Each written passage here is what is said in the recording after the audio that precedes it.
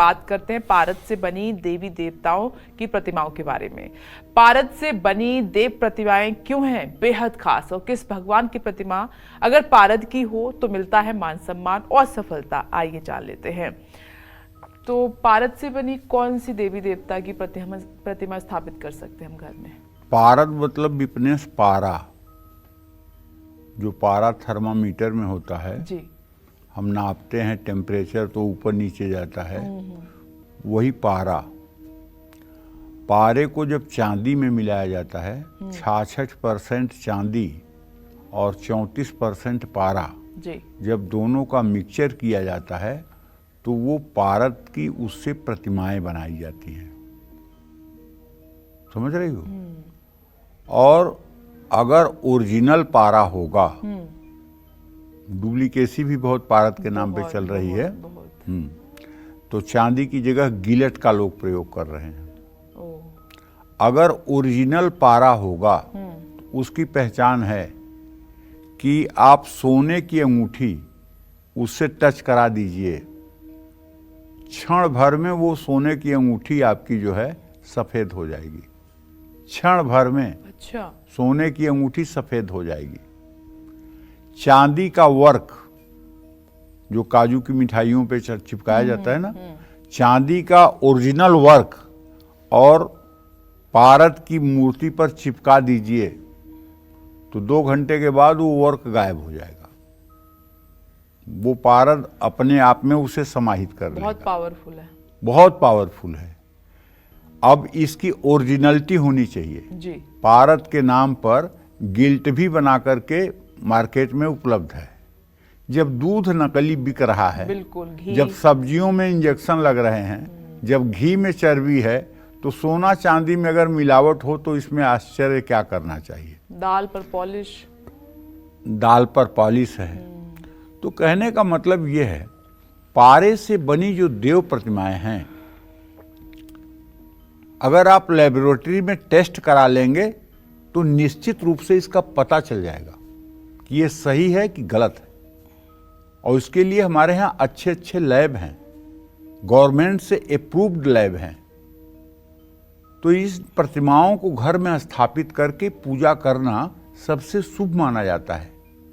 पारद को सबसे शुद्ध और सात्विक धातु माना जाता है। ब्रह्म पुराण के अनुसार जो भी व्यक्ति पारद से बनी देवी देवताओं की मूर्ति को स्थापित करके उसकी हर रोज पूजा करता है, उसको सुख समृद्धि मिलती है। और यहाँ तक शास्त्रों में कहा गया है कि उसे मोक्ष की प्राप्ति होती है। मोक्ष क्या है? मोक्ष है मनुष्य जो जीवात्मा है, इसके आवागमन का जो चक्कर है, इससे मुक्ति मिल जाए, इसको मोक्ष कहते हैं। और ये मोक्ष कहीं बाहर से नहीं आता है। मन एवं मनुष्याणाम कारण बंध मोक्षयो, आपका मन ही बंधन और मोक्ष का कारण है। ये बात भी समझ के रखिए। अगर आप किसी सत्पुरुष का सत्संग सुन रहे हैं, किसी सत्पुरुष का दर्शन कर रहे हैं, किसी के सत्संग में रह रहे हैं, किसी के वचनों पर चल रहे हैं,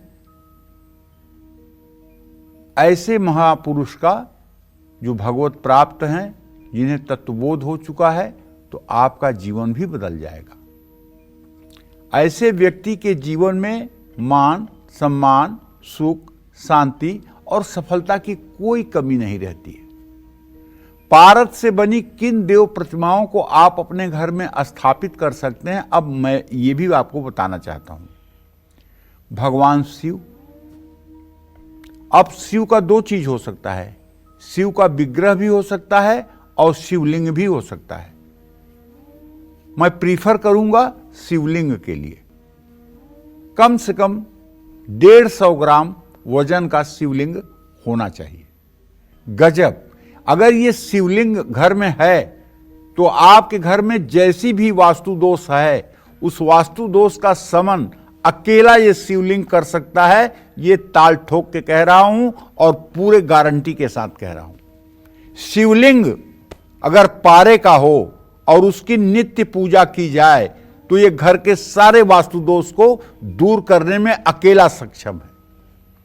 भगवान गणेश की प्रतिमा, भगवान कृष्ण की प्रतिमा, हनुमान जी की प्रतिमा, माँ लक्ष्मी की प्रतिमा, माँ दुर्गा की प्रतिमा और नंदी की प्रतिमा अगर ये पारस से बनी हुई है और आप इन्हें अपने घर के मंदिर में स्थापित कर रहे हैं और इनकी विधिवत नित्य पूजा कर रहे हैं तो निश्चित मानिए कि आपकी हर मनोकामना सद्य पूर्ण होगी।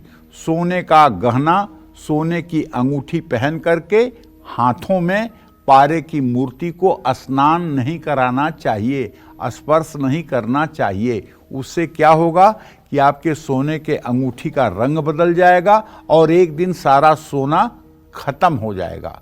जय मां विंध्यवासिनी।